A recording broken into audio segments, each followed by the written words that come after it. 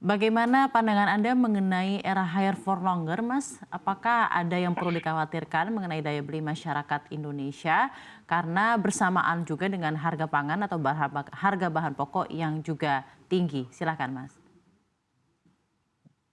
Saya rasa berkaitan dengan hire for longer memang kita harus pahami bahwa sampai dengan FOMC terakhir ataupun minutes meeting yang keluar dari eh, Fed itu sendiri, kita masih melihat masih ada sikap kehati-hatian yang diambil, walaupun memang ada perbedaan indikasi yang dimana di pasarnya ada ekspektasi ada adjustment di sekitar bulan Mei.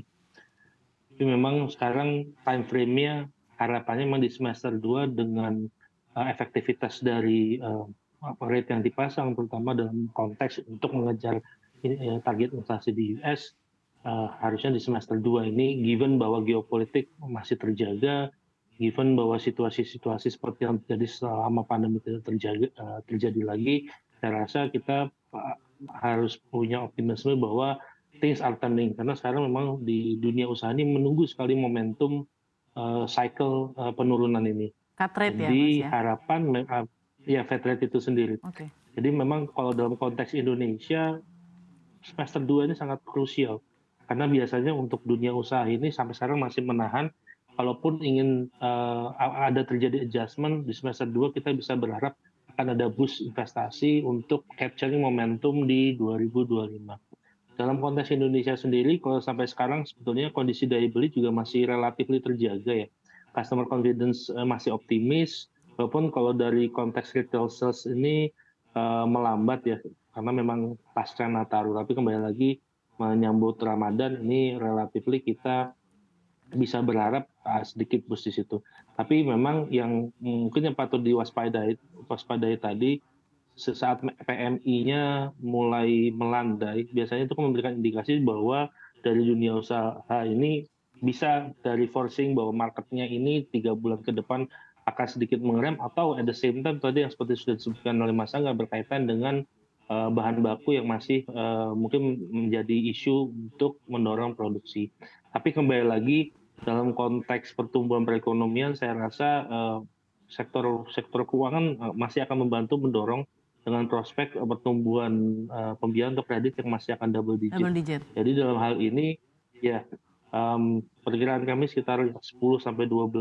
Jadi dalam hal ini memang kita masih melihat bahwa di Indonesia sendiri demand ini masih mendrive, tapi memang kita harus berhati-hati, terutama berkaitan dengan isu imported inflation, karena ini sudah cukup panjang ya dari ya mungkin bisa dibilang di 2022 awal sampai dengan posisi sekarang, kita masih melihat sebetulnya yang kita takutkan adalah berkaitan dengan komoditas untuk bahan baku produksi ini yang terus meningkat. Tadi seperti disampaikan, tensi geopolitik juga masih tinggi, walaupun memang harga minyak dan logistik ini cenderung sudah mulai tidak ada shock volatilitas, tapi masih ada potensi naik yang akan meningkatkan input cost.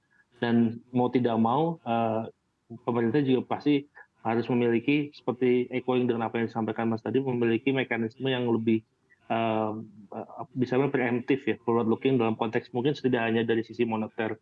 Kami melihat sebetulnya dalam konteks pengendalian inflasi, tim pengendalian inflasi baik di pusat dan daerah ini sangat membantu dengan sangat efektif dan efisien sampai sekarang, dan diharapkan bisa memiliki jangkauan yang lebih jauh lagi, terutama misalnya dalam konteks agriculture ini yang El Nino itu sendiri mau tidak mau membuat produksi kita relatif berkurang berkaitan dengan masa Oke. tanam yang bergeser, dan ini yang perlu dipersiapkan lebih lanjut seperti itu.